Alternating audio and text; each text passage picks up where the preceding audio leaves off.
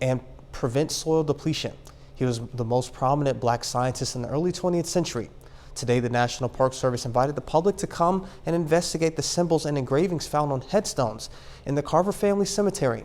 KOAM Shagun Bamdali has more on the story.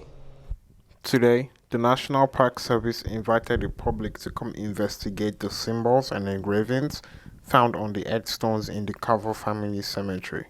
So today is our epitaphs and engraving program, which focuses on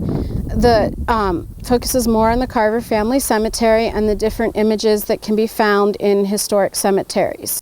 Valerie tells me what the engravings and symbols mean. There's also engravings that are messages that are sometimes left for people that are left behind, or kind of a message for the hereafter.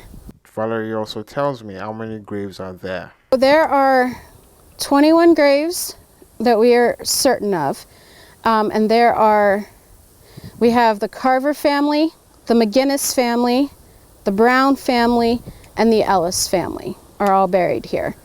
Valerie tells me why there are lots of children buried in the cemetery.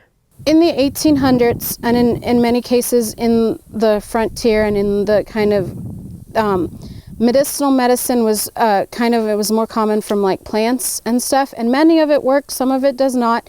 But in a childhood in the 1800s was not an easy childhood. There are so many things like diseases, falling from horses, getting bit by snakes, all kinds of things that could happen that can affect a child's life. Valerie finally tells me why events like this are important. You can learn so much from a historic cemetery.